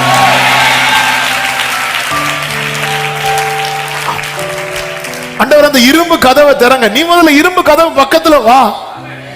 ஆண்டவர், எரிகோ நீ முதல்ல யோர்தானை கடந்து வா. நம்ம இன்னும் உள்ளேயே இருக்கிறோம், நீ முதல்ல வெளியே வா. ஆண்டவரே நீங்க எனக்கு என்ன செய்ய போறேன்னு கூடாரத்துக்குள்ள இருக்க வரைக்கும் தெரியாத ஆபிரகாமே, வெளியே வா. நீ போட்ட கூடாரத்தை பார்த்துட்டு இருக்கிறதுனாலதான் அடியானுக்கு என்ன தருவீர். வெளியே வந்து நான் போட்ட கூடாரத்தை பாரு. அது இன்னர் ஹீலிங். நமக்கு நிறைய ஸ்டெப்பை தாண்டி கொண்டு வந்துட்டு இருக்கிறோம். ஜெபிக்க முடியாத எத்தனை பேர் இப்ப ஜெபிக்க ஆரம்பிச்சிட்டாங்க. நீங்க பல அடுக்க தாண்டி வந்துட்டீங்க, இன்னும் ஒரு ஸ்டெப் தான் இருக்கு. தானாய் திறக்கும்.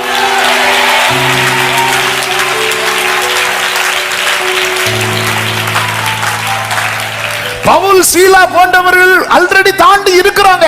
அதனால அவங்க ஜெபித்தது அவங்களுக்கு என்ன ஆகுது அப்படின்னா, பேதுரு ஜெபிக்காம படுத்திருப்பார் நினைக்கிறீங்க? பேதுரு ஜெபிக்காம தூங்கி இருப்பார் நினைக்கிறீங்க? அபிஷேகத்தை பெற்ற அப்போஸ்தலன், தூண்களா எண்ணப்பட்டவர்களில் ஒருவர், பக்கியே பேதுருட்ட தான் இருக்கு. அவர் ஜெபம் பண்ணி முடிச்சுதான் படுத்திருப்பார். எப்படி ஜெபம் பண்ணி இருப்பார் நினைக்கிறீங்க? கர்த்தர் சொன்ன வார்த்தை, அத கண்ணீரோடு, ஆண்டவரே நீங்க எனக்கு சொன்னீங்களே, உன் இள வயதுல நீ உன் இஷ்டப்படி எல்லாம் நடப்ப, உன் முதிர் வயது ஆகும் போது உன் அறையை கட்டி கொண்டு போவாங்க. ஆண்டவரே நீங்க சொன்னீங்களே, அப்ப முதிர் வயதுலதான் என் ஓட்ட முடியும்னு. ஆனா இப்போ இப்படி இருக்கு, நீங்க சொன்ன வார்த்தை ஆண்டவரே, ஜெபம் பண்ணிட்டு படுத்திருப்பார். ஆமே, கண்டிப்பா ஜெபம் பண்ணி படுத்திருப்பார், அதுல சந்தேகமே கிடையாது. ஆமே, ஆண்டவர் கண்ணீரோடு விதைக்கிறவர். நமக்கு தெரியல, நம்ம அந்த இரும்பு கதவையே பார்த்துட்டு இருக்கிறோம், எப்போ அது திறக்கும். ஆனா அவர் ஸ்டெப் பை ஸ்டெப்பா, முதல்ல நீ கண்ணை தர, அடுத்து கையில இருக்கிற சங்கிலியெல்லாம் விளட்டும், அடுத்து எழுங்க, ஒவ்வொரு ஸ்டெப்பா நமக்கு தெரியாது. ஆனா நம்ம கண்ணுக்கு முன்னாடி இன்னும் இரும்பு கதவு திறந்து வெளியே வர்றது வரைக்கும் நம்மளை சுத்தி இருக்கிறவங்க பார்வையில நம்ம இன்னும் எப்படிதான் இருக்கும்? அப்படியேதான் இருக்கிறோம். பக்கத்துல 2 பேரை பார்த்து சொல்லுங்க, அப்படி இல்ல, அப்படி எல்லாம் இல்ல, அப்படி இல்ல. இந்த இரும்பு கதவு திறக்கும் போது உங்களுக்கு தெரிய வரும். ஆனா இப்ப எனக்கு ட்ரீம் போல இருக்கு, அது சொப்பனம் அல்ல. ஆமா, நீ காண்பது சொப்பனம் அல்ல. எரேமியாவே எண்ணத்தை காண்கிறாய், ஒரு வாதும மரத்தின் கிளையை காண்கிறேன். ஆண்டவரே, இது என்னோட இமேஜினேஷன் ஆண்டவரே, எனக்கா தோணுது ஆண்டவரே? இல்ல எரேமியாவே, நீ கண்டது சரியே. என் வார்த்தையை நான் தீவிரமாய் சிலரோடு கர்த்தர் பேசுகிறதை நாவில உணர்கிறேன். இது உன்னுடைய கற்பனை அல்ல, நீ கண்டது சரியே, நீ கண்டது சரியே. உலக சொல்ல அப்படியே தானே இருக்கிற, அப்படியே தானே இருக்கிற. உடனே நம்மளும் சொல்றோம், ஆமா அப்படியே தானே இருக்கிறேன். எங்க வந்து இருக்கிற பாரு, எங்க வந்து நிக்கிற பாரு. ஆமே, நேற்று இதே சூழ்நிலையில தானே கைரா விஷமான எடுத்த, இன்னைக்கு இதே சூழ்நிலையில பைபிளை எடுத்திருக்கிறல்ல. நீ பல நிலையை தாண்டி அல்லவா வந்து நிற்கிறாய்.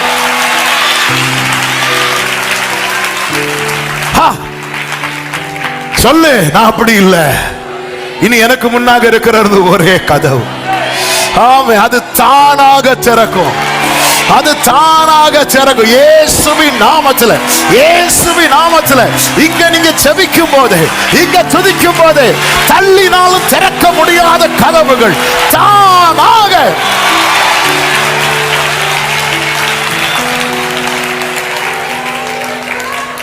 ஆமே, 20 வருட பகையை சுமந்து கொண்டு வந்த ஏசா என்கிற சிறையிருப்பை பாத்தீங்களா? அவனை தனிமைப்படுத்து. ஏசா என்கிற சிறையிருப்பு எப்படின்னா, யாக்கோபை தனிமைப்படுத்திட்டே இருக்கும். ஃபர்ஸ்ட் அப்பா அம்மாவை விட்டு தனிமைப்படுத்துச்சு, அடுத்து குடும்பம் சம்பாத்தியம், சிறையிருப்புனால. அவ்வளவுதான், ஏசானாலே தனிமைப்படுத்திடும். இதுல இருந்து ஒரு பிரேக் த்ரூ வந்தே ஆகணும்.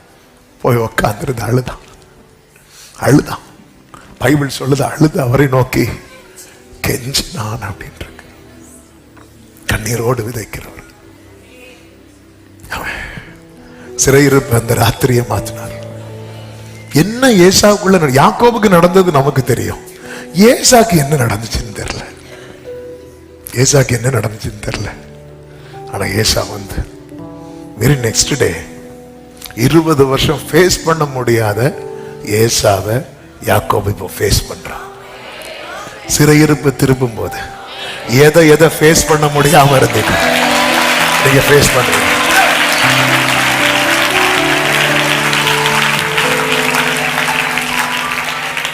ஆமே, ஒரு தீர்க்கதரிசிகளின் புத்திரரில் ஒருவருடைய மனைவி எலிசா கிட்ட வர, அந்த ஆள் இறந்துட்டார். கடன் கொடுத்தவங்க பிள்ளைகளை சிறைபிடிக்க வராங்க. வந்து நிக்கிறா கண்ணீரோட, என்ன செய்யணும்னு தெரியல. கடன்ங்கிறது ஒரு பெரிய சிறையிருப்பு. தேவ சமூகத்துல வந்து நிற்கும் போது உங்ககிட்ட என்ன இருக்கிறது? ஒரு குடம் என்ன.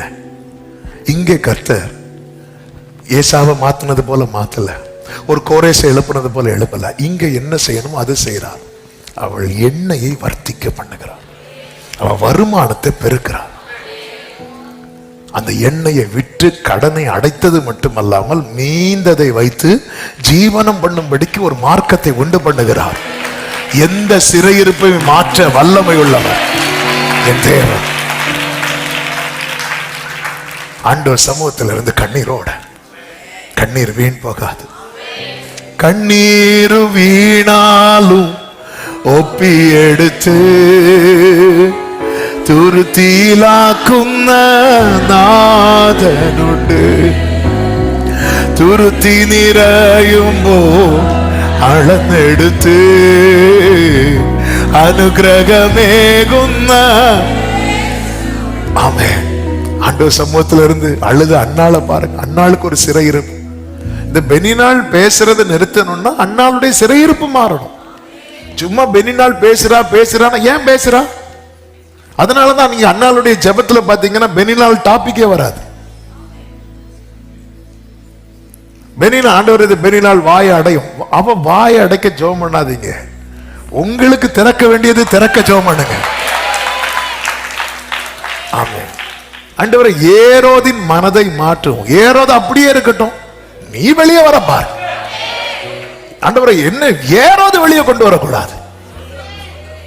சோதமின் ராஜா என்னை ஐஸ்வர்யவன் ஆக்கினான் என்று சொல்லுவாங்க. நீ இவ்வளவு நேரம் ஆராதிச்சு பார்த்தல ஒன்னும் கிடைக்கல, இங்க வந்து இந்த இதுல மட்டும் ஒண்ணு கலந்து பாரு, இங்க வந்து இந்த ஆளை மட்டும் ஒண்ணு பாரு, இவங்களை மட்டும் பாட்டு ஒண்ணு கெட்டு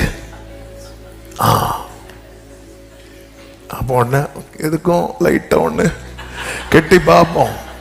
அது வேற ஆஃப் ஹேண்ட் ஷர்ட் போடுறவர் அன்னைக்கு ஃபுல் ஹேண்ட் ஷர்ட் போட்டு வந்திருக்கிறார். என்ன பிரதர் ஃபுல் ஹேண்ட் உள்ள ஒரு கெட்டு 2 கோட்டு. நமக்கு தெரியாது, நம்ம பல அடுக்க தாண்டி கொண்டு வந்துட்டு இருக்கிறார். இது சொப்பனம் போல இருக்கிறது. அதனாலதான் சில வார்த்தையெல்லாம் கேட்கும் போது அப்படியே ட்ரீமா இருக்குல்ல, ஏதோ நடந்தது போல தோணுது இல்ல. வெளியே இறங்கும் போது அதே காவலர்கள் 2 பேர் நிக்கிறாங்க. ஐயோ போச்சே. இல்ல, அவன் அப்படி பார்க்கட்டும், பேதுருவை நீ அப்படி பார்க்க கூடாது. நீ வந்து வெளியே வந்து தொட்டு பாரு. இது பொய் அல்ல, இது மெய். எனக்கு நடந்தது மெய்.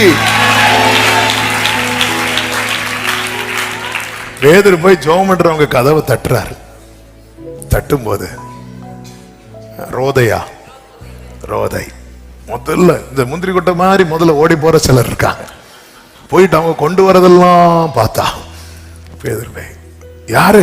நான் தான் பேதுரு.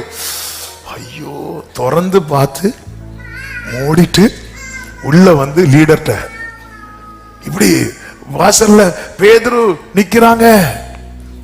ஆமே, அதுவும் பேதுரு வாசல் கதவை தட்டின போது அவள் எதுக்கு வந்தா தெரியுமா? கதவை திறக்கல. 13வது வசனத்துல ஒட்டு கேட்க பாத்தீங்களா? எவ்வளவு ஜெபம் பண்ணாலும் சிலருக்கு புத்தி. ஆமே, இங்க ஜெபசத்தம் நடக்குது, அங்க ஏதோ குச்சுன்னு பேசிட்டு இருக்கிறாங்க. என்ன அவன் அதை ஒட்டு கேட்கறதுல அந்த கிருபை பெற்றவர்களுக்காக அவன் ஒட்டு கேட்க வந்தாள். வந்துட்டு அவள் பேதுருவின் சத்தத்தை அறிந்து சந்தோஷத்தினால கதவை, சிலர் நம்ம கூப்பிட்டோம் போன்லாம் எடுக்க மாட்டாங்க, அது சந்தோஷத்துல. அது உங்களுக்கு புரிஞ்சுக்கோங்க. அது கதவை தட்டி சிலர் திறக்காதது சந்தோஷம். அப்படின்னு நினைச்சா சமாதானம் இருக்கும். அவன் சந்தோஷத்தினால கதவை திறக்காம உள்ளே ஓடி பேதுரு வாசலுக்கு முன்னே நிற்கிறார் என்று அறிவித்தாள். அவர்கள், நீ பிதற்றுகிறாய். நம்ம ஊக்கமா ஜெபம் பண்ணோம். ஆண்டவரை இறங்கி வாரம் விடுவியும். ஆண்டவர் விடுவித்து அடுத்த சாப்டருக்கு போயாச்சு. அவளோ அவர்தான் என்று உறுதியாய் சாதித்தோம். அவர்கள் அவருடைய தூதனா இருக்கலாம். அதாவது என்ன சொல்லாம சொல்றாங்கன்னா அவருடைய ஆவியா இருக்கலாம். ஒருவேளை பேதுருக்கு கதை அங்க முடிஞ்சிருக்கும். நைட்டோட நைட்டா பாருங்க. இதுல என்ன ஒரு சம்பவம்னா, சுத்தமா விசுவாசமே இல்லாம தான் ஜெபிக்கிறாங்க. ஆனாலும் கர்த்தர் காரியத்தை வாய்க்க பண்றார்.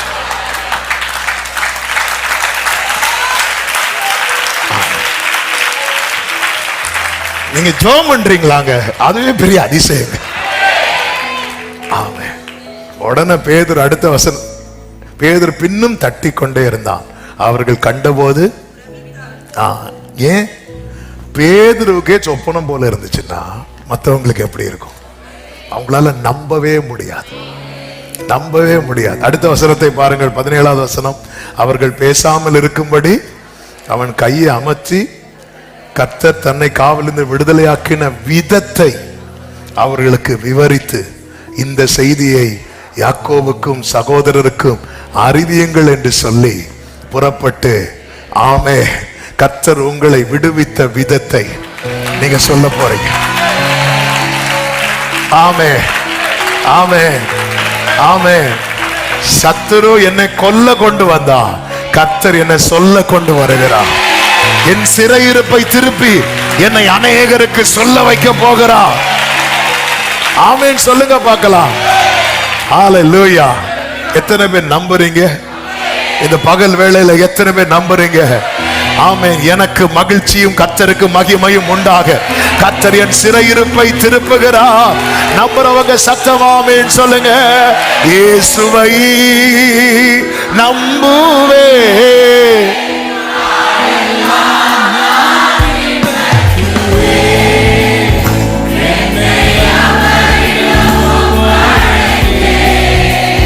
வெட்கப்பட்டு இயேசுவை நம்புவேன், இயேசுவை ஓரலமம் ரத்தனமம் ரேசேகரே லேரே ஜீசஸ் என்னை வெட்கப்பட்டு போக மாட்டேன், வெட்கப்பட்டு. ஆமென், ஆமென். ஆக்சுவலா இப்பதான் செய்திக்குள்ளேயே போகக்கூடிய பாயிண்ட் வருது. ஆனா பாயிண்ட மட்டும் சொல்லிடுறேன், நீங்க வீட்டுல போய் நல்லா படிச்சுக்கோங்க. சிறையிருப்பை திருப்பும் போது உண்டாகிற காரியங்கள் யோவேல் 3வது அதிகாரத்திலே சொல்லப்பட்டிருக்கிறது. அதை 5ஆக சொல்லி, அந்த அதிகாரம் ஃபுல்லாவே 5ஆக சொல்லி நான் ஜெபிக்கும்படி விரும்புகிறேன். இதை நீங்க வீட்டுல போய் வாசித்துக்கோங்க, நமக்கு டைம் ஆகிவிட்டது. அந்த 1வது வசனத்தை பாருங்கள். இதோ யூதாவுக்கும் உண்டாயிருந்த நான் திருப்பும் அந்நாட்களிலும் அக்காலத்திலும். சிறையிருப்பை திருப்பும் போது என்ன நடக்கும் அப்படின்னு சொல்லி 5 காரியங்களாக நிறைய இருந்தாலும் அதை எல்லாத்தையும் சேர்த்து 5ஆக நீங்க வீட்டுல போய் இன்னைக்கு இதை மெடிடேட் பண்ணி பலப்படுங்க. சிறையிருப்பை திருப்பும் போது முதல்ல என்னென்ன தெரியுமா நடக்கும்? ஒன்று, கர்த்தர் வழக்காடுவார். வழக்காடுவார்னு என்ன தெரியுமா? பதில் செய்வார். ஆமென். அதனுடைய 2, 3, 4 வசனங்கள்ல நீங்க பாத்தீங்கன்னா தெரியும். ஆமே, நீ என் ஜனத்தை இப்படி பண்ணதுனால நான் வழக்காடுவே. 4வது வசனத்துல தீருவே சீதோனே பெலிஸ்தியாவின் சகல எல்லைகளே, உங்களுக்கும் எனக்கும் என்ன, இப்படி எனக்கு சரி கட்டுகிறீர்களோ? ஆண்டவருடைய பிள்ளைகளுக்கு ஒரு காரியம் நடக்குதுன்னா அதை கர்த்தர் தமக்கு நடக்கிறது போல பார்ப்பார். ஆண்டவர் பவுல்கிட்ட என்ன சொல்லுவார் தெரியுமா? ஏன் சபையை துன்பப்படுத்துறேன்னு கேட்டாரா? ஏன் என்ன துன்பப்படுத்துறேன்னு தான் கேட்டார். சும்மா சொல்லலங்க, உன்னை தொடுகிறவன் என் கண்மணியை தொடுகிறான் என்று. ஆமென். பல நேரத்துல நம்ம இப்படிதான் கேட்கிறோம், ஆண்டவரை இன்னும் அடக்கி கொண்டிருப்பீரோ? தாவீது கேட்கிறான் 35வது சங்கீதம் 17வது வசனத்துல, ஆண்டவரை எதுவரைக்கும் இதை பார்த்து கொண்டிருப்பீர்? எவ்வளவு நாள் தான் பார்த்துட்டு இருப்பீங்க? அவ்வளவு கேள்வி கேட்கிறாங்க, நிந்திக்கிறாங்க, தூஷிக்கிறாங்க. உன் தேவன் எங்க என்றும் கேட்கிறாங்க. எனக்கு அது நாள்தோறும் கண்ணீர் வருது. நீங்க பார்த்துட்டு இருப்பீங்களா? இல்ல இல்ல இல்ல, கர்த்தர் வழக்காடுவா. ஆமென். எகிப்தியருக்காக இஸ்ரவேலரை சிறையிருப்பிலிருந்து வெளியே கொண்டு வந்ததும் கர்த்தர் செய்த முதல் காரியம் என்ன சொல்லுங்க? வழக்காடுனது. பார்வோனை அவன் சேனை இருக்க விடல, மொத்தமா கொண்டு வந்து சிவந்த சமுத்திரத்துல அவங்க கண்ணுக்கு முன்னாடி இல்லாம ஆக்கிட்டார். பழி வாங்குதலும் பதில் செய்யலும் கர்த்தருக்குரிய. அவர் பார்த்துட்டே இருப்பார். சிறுமை, அதனாலதான் சிறுமைப்பட்டவன் மேல் சிந்தை உள்ளவன் பாக்கியவான். அவன் கஷ்டப்படும் போது அவனை சிறைப்படுத்தி காயப்படுத்துறவங்க இருப்பாங்க, அவனுக்கு சப்போர்ட் பண்ணி ஹெல்ப் பண்றவங்க இருப்பாங்க. அப்படி ஹெல்ப்ஃபுல்லா இருக்கிறாங்க தெரியுமா, அவங்களுக்கு கர்த்தர் ஆசீர்வாதத்தையும், காயப்படுத்துறாங்க தெரியுமா, அவர்களுக்கு கர்த்தர் அடியையும் வைத்திருக்கிறார். இதுதான் கர்த்தருடைய செயல். ஆமென். தேவனை இந்த 2ஐயும் பார்க்க முடியும். நீங்க பைபிள்ல பார்க்கும்போது தெரியும். அவர் ஆசீர்வதிக்கவும் செய்கிறார். இஸ்ரவேலருக்கு மன்னாவை கொடுத்து ஆசீர்வதிக்கிறார். ஆமென். சிவந்த சமுத்திரம் என்பது இஸ்ரவேலருக்கு ஆசீர்வாதம், எகிப்தியருக்கு அது அழிவு. அது கர்த்தர் பழி வாங்கினது. இது பலமுறை சொல்லி இருக்கிறேன். என்ன பழி வாங்குதல்? பார்வோனும் ஒரு சட்டம் போடுகிறான். என்ன சட்டம்? நான் பிறக்கிற எல்லா ஆண் குழந்தை எங்க போட்டு கொல்லணும் தெரியுமா? தண்ணியில. கர்த்தர் அதே போல அவனை அவன் கூட்டத்தை அழிச்சார். பாத்தீங்களா? அத்தனை புருஷர்களையும் கொண்டு வருகிறார். ஆனால் எந்த இடத்துல ஒரு ஆண் புள்ள கூட உயிரோடு இருக்கக்கூடாது என்று பார்வோன் சட்டம் போட்டானோ அதே இடத்துல இருந்து 6 லட்சம் புருஷர்களை கர்த்தர் வெளியே கொண்டு வருகிறார். கர்த்தர் உங்களை வளர பண்ணணும்னு நினைச்சிட்டாருன்னா சத்துருவுக்கு தளர பண்ண முடியாது. அவர் வழக்காடுவார். பல நேரத்தில் நம்முடைய கேள்வி மோசே கேட்டது போலதான். யாத்திராகமம் 5:23 ஆண்டவரே, அவன் இந்த ஜனங்களை உபத்திரவப்படுத்துகிறான், நீர் உம்முடைய ஜனங்களை இன்னும் விடுதலையாக்கலையே ஆண்டவரே, அவன் இன்னும் கஷ்டப்படுத்திட்டு தானே இருக்கிறான். கர்த்தர் பார்த்துட்டு சும்மா இருக்கிறான்னு நினைக்காதீங்க. ஆமென். அவர் வழக்காட ஆரம்பிச்சா சத்ருவுக்கு நிக்க முடியாது. துன்மார்க்கரையோ காற்று பதரை பறக்கடித்து கொண்டு போவது போல துன்மார்க்கரை கொண்டு போவார். ஆமென். இரண்டாவது யோவேல் 3:10 சொல்லப்பட்டிருக்கிறது, பலவீனனும் தன்னை பலவான் என்று சொல்வானாக. Let the weak say I am strong. அவர் சிறையிருப்பை திருப்பும் போது பலவீனனை பலவானாய் மாற்றுவார். ஹல்லேலூயா. ஆமென். யேசபேல் சொல்ற நாளைக்கு இந்நேரத்தில் இவன் கதையை முடிப்பேன் என்று எலியாவை குறித்து சோர்ந்துட்டார். சூறை செடிக்கு கீழே போய் படுத்துட்டார். அவ்வளவுதான், எல்லாம் போச்சுன்னு படுத்துட்டார். ஆமா, அவரே கல்ற கட்டி படுத்தது போல. ஆமே, எதுக்கு அங்க ஏதோ ஒரு இடத்துல சாகணும்? நல்ல இடத்துலயா? இந்த இடத்துல நான் படுத்துறேன். ஆமே. சிலர் சர்ச்சில் இடம் பிடிப்பாங்க, சிலர் கல்றையில கூட இடம் பிடிப்பாங்க, விடவே மாட்டாங்க, இப்படித்தான் நிற்பாங்க. இங்கதானா சரி போங்கன்னு போக மாட்டாங்க. அதாவது அப்படியே சூறை செடிக்கு கீழே படுத்துட்டார். சாப்பாடு வச்சிருக்கு, சரி சாப்பிட்டுட்டு படுப்போம். சும்மா வெறும் வயிற்றுல சாப்பிட்ட ஒருவேளை கேஸ் பிடிச்சிட்டா, அதனால சாப்பிட்டு படுத்தாச்சு. தூதன் அனுப்பி தட்டி எழுப்பி, நீ பண்ண வேண்டிய பிரயாணம் அங்க கர்த்தர் பலவீனனை பலவானாக்கி நடக்க வைக்கிறார். பலவீனன் பலவான் என்று சொல்வான், தரித்தீரன் செழித்திடுவான். தேவனின் செயலிதுவே, நமக்காய் பலவீனம் பலவான் என்று சொல்வான், தரித்தீரன் செழித்திடுவான். தேவனின் பலிதுவே, நமக்காய் நன்றி. பலவீனப்பட்டிருக்கிறீங்க, சிறையிருப்பு. அப்படி பலவீனப்பட்டதுனால தானே யோசேப்பு ஒரு பானை பாத்திரக்காரனை பார்த்து, நீ வாழ்ந்திருக்கும் போது என்ன நினைச்சுக்கோ, இப்படி போய் கேட்க வேண்டிய ஒரு சூழ்நிலை, இன்னொருத்தர் போய் கேட்க வேண்டிய ஒரு சூழ்நிலை. அந்த சிறையிருப்பு ஒரு மனிதனை பலவீனப்படுத்தும். ஆனா சிறையிருப்புல இருந்து வெளியே வந்தா அந்த பானை பாத்திரக்காரனுக்கும் சேலரி கொடுக்கிறது, ஆகாரம் கொடுக்கிறது இந்த யோசேப்பாதான். சிறையிருப்புல இருந்ததுனால தானே போய் கேட்க வேண்டிய ஒரு சூழ்நிலை. அழைக்கப்பட்டவன் தான், அபிஷேகம் பண்ணப்பட்டவன் தான். ஆனா ஆண்டவர் பாத்தீங்களா, ஆண்டவர் சொல்ல சிறையிருப்பை திருப்பும் அக்காலத்துல. இன்னைக்கு நீ சிலர் சார்ந்து எதிர்பார்த்து நிக்கிற சூழ்நிலை, ஆனா என்னைக்கு அப்படி இருக்காது. இயேசுவின் நாமத்துல பாரத்தோடு கண்ணீரோடு இந்த சத்தத்தை கேட்கிற உள்ளங்களுக்கு கர்த்தருடைய பீடத்திலிருந்து கர்த்தருடைய தாசராக இந்த வார்த்தையை சொல்றேன். உன் பலவீனம் மாறும், உன் தரித்திரம் மாறும். பலவீனன் பலவான் என்று சொல்வான். மூன்றாவதாக பரிசுத்தப்படுத்தி அவர் வாசமாய் இருப்பார்.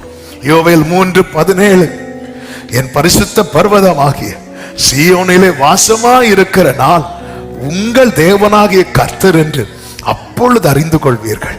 அப்பொழுது எருசலேம் பரிசுத்தமாய் இருக்கும், அந்நியர் இனி அதை கடந்து வருவதில்லைன்னா இனி ஒரு சிறையிருப்புக்குள்ள உன்னை நான் விட மாட்டேன்.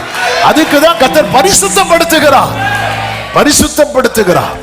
அதனாலதான் மீட்கப்பட்ட ஜனங்களுக்கு பிரமாணங்களை கொடுக்கிறார். நிறைய பேருக்கு என்னென்ன ஒரு சிறையிருப்பு மாறினா போதும், அதுக்கப்புறம் எப்படியாவது வாழ்ந்துடலாம். அப்படிலாம் வாழ முடியாதுங்க. கர்த்தர் வாசம் பண்ணணும். அதுக்கு பரிசுத்தம். மீட்கப்பட்டவர்கள் தான் சுத்திகரிப்பு. இஸ்ரவேல் இவர் இரத்தத்தால மீட்டு கொண்டு வருகிறார், பிரமாணத்தினால, வசனத்தினால. அதனால அந்த வசனத்தை அடிக்கடி கேட்க வைக்கிறார்னாலே கர்த்தர் நம்மில் வாசமா இருக்க விரும்புகிறார், பரிசுத்தப்படுத்தி வாசமா இருக்கிறார். நான்காவது, நிறைவான நன்மையை கட்டளையிடுகிறார். அதுதான் யோவேல் 3:18. அக்காலத்திலே பர்வதங்கள் திராட்சரசத்தை பொழியும், மலைகள் பாலாய் ஓடும், யூதாவின் ஆறுகள் எல்லாம் பிரவாகித்து ஓடும். ஒரு ஊற்று, எல்லாரும் சொல்லுங்க பார்க்கலாம், ஒரு ஊற்று கர்த்தருடைய ஆலயத்திலிருந்து புறப்பட்டு சித்தீம் என்னும் பள்ளத்தாக்கை நீர் பாய்ச்சலாக்கும். ஆமே, உன் வாழ்வின் பள்ளத்தாக்கை நீர் பாய்ச்சலாக்கு. ஒரு ஊற்று புறப்படும், ஒரு ஊற்று புறப்படும், ஒரு ஊற்று புறப்படும். உன் சிறையிருப்பிலிருந்து நீ வந்து பாரு. அதான் கண்ணீரோடு விதைக்கிறவர்கள் கம்பீரத்தோடு. அந்த ஊற்றின் ஆரம்பமே எங்க தெரியுமா? நம்முடைய கண்ணீர். ஹல்லேலூயா. ஐந்தாவதாக, தலைமுறை நிற்கும். கைகளை உயர்த்தி ஆமென் சொல்லுங்க பார்க்கலாம்.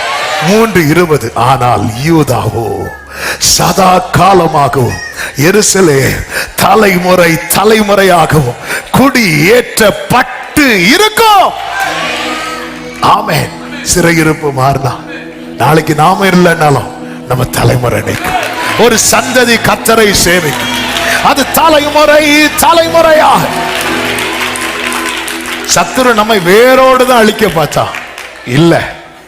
ஆமே, மாறாவை மதுரமாக்க மரம் முழுவதையும் வெட்டி போடல, கிளைதான் நறுக்கப்பட்டது. சில கிளைகள் நறுக்கப்பட்டது போல நம்முடைய வாழ்க்கையில சில இழப்புகள் இருக்கலாம், ஆனாலும் வேறு இன்னும் இருக்கிறது. ஈசா என்னும் அடி மரத்திலிருந்து ஒரு வேறு துளிர்த்து. ஆமென். ஹல்லேலூயா. கர்த்தர் சிறையிருப்பை திருப்புவார். எத்தனை பேர் நம்புறீங்க? அவர் வேலை செய்ய தொடங்கிட்டா என் முன்னாக இருக்கிற இரும்பு கதவு அவர் வெண்கல கதவுகளை உடைத்து இருப்பு தாழ்பால்களை முறித்து தானாக தானாக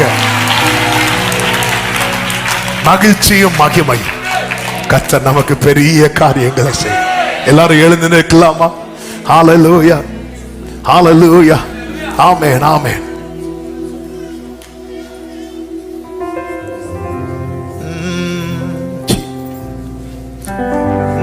அதி சீக்கிரத்தில் நீங்கிவிடும் இந்த லேசான உபத்திரவம். அதி சீக்கிரத்தில் நீங்கிவிடும் இந்த லேசான உபத்திரவம். சோர்ந்து போகாதே, நீ சோர்ந்து போகாதே.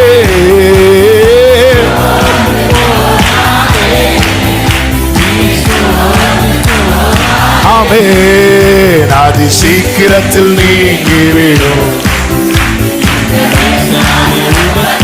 ராதானாமரே அதி சீக்கிரத்தில்.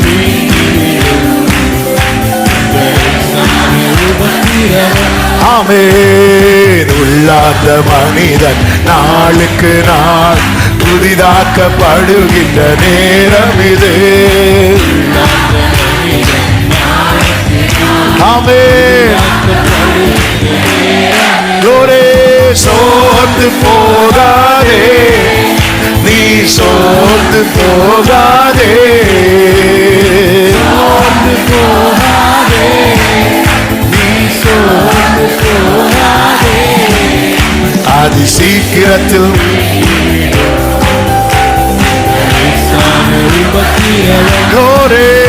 அதி சீக்கிரத்தில் இந்த லேசான ஈடு இணையில்லா மகிமை இதனால் நமக்கு வந்திடுமே. எஸ், இந்த சிறையிருப்பு மாறும் போது ஈடு இணை இல்லாம மகிமை. நல்ல கைகளை தட்டி சோர்ந்து சொல்லுங்க, சோர்ந்து போக மாட்டேன் சொல்லுங்க, சோர்ந்து போக மாட்டேன், நான் சோர்ந்து கிறிஸ்துவின் பொருட்டு, கிறிஸ்துவின் பொருட்டு நெருக்கப்பட்டா. ஆமென். glory. சொல்லுங்க, சோர்ந்து போக மாட்டேன், சோர்ந்து போக மாட்டேன், நான் சோர்ந்து போக மாட்டேன். நாமே நாமே ஓரலாம் ராஜனரா கடலே. காண்கின்ற உலகம், காண்கின்ற உலகம் தேடவில்லை, காணாத பரலோகம் நாடுகிறோம். glory. ஷரமலகா மம்ராதனரா. அவே சோர்ந்து போக நான் சோர்ந்து போக மாட்டேன். ஹல்லேலூயா. அதி சீக்கிரத்தில் நீங்கிவிடும், அதி சீக்கிரத்தில் நீங்கிவிடும் இந்த லேசான உபத்திரவம், அதி சீக்கிரத்தில் நீங்கிவிடும் இந்த லேசான. சொல்லுங்க, ஆகோ ஆகோ எல்லாம் ஆகோ. ஆமென். ஜீசஸ். ஆமென். ஆகோ ஆகோ உம்மாலேதான் எல்லாம் ஆகோ. ஆமென். நல்ல கரங்களை சற்றி தேவனுக்கு மகிமை, தேவனுக்கு மகிமை. ஆமென். ஆமென். ஒரே ஒரு விஷயம், உங்க வலது கரத்தை வானத்துக்கு நேராக உயர்த்தி உங்க இடது கரத்தை இதயத்தில் வைத்து தெற்கத்தை வெள்ளங்களை திருப்புவது போல், ஆண்டவரே எனக்கு எல்லாத்தையும் சொல்லணும்பா, உங்க மகத்துவத்தை நான் சொல்லி துதிக்கணும். என்னை சுத்தி இருக்கிற புறஜாதிகள் சொல்லணும், கர்த்தர் அவர்களுக்கு பெரிய காரியத்தை செய்ய, கர்த்தர் அவர்களுக்கு பெரிய காரியத்தை. இந்த கண்ணீரும் விதையும் உன் எதிர்காலத்தை கம்பீரமாக்கும். இந்த கண்ணீரும் விதையும் உன் எதிர்காலத்தை கம்பீரமாக்கும். இன்னைக்குள்ள ரேமா இதுதான். உன் கண்ணீரும் விதையும் உன் எதிர்காலத்தை கம்பீரமாக்கும், கம்பீரமாக்கும். எத்தனை பேர் நம்புறீங்க? என்ன சொல்ல வைக்க போகிறா, என்ன சொல்ல வைக்க போகிறா. கர்த்தர் எனக்கு பெரிய காரியங்களை செய்தார். எஸ் தகப்பனே, நன்றி அப்பா, உங்களுடைய பிரசன்னத்துக்காக நன்றி. உங்களுடைய மிகுந்த கிருபையினால இந்த நாளில் உங்க சமூகத்தில் எங்களை கொண்டு வந்து பாட துதிக்க ஆராதிக்க செபிக்க நீர் பாராட்டின எல்லா கிருபைகளுக்காக நன்றி. நீர் நல்லவர், நீர் உண்மை உள்ளவர்.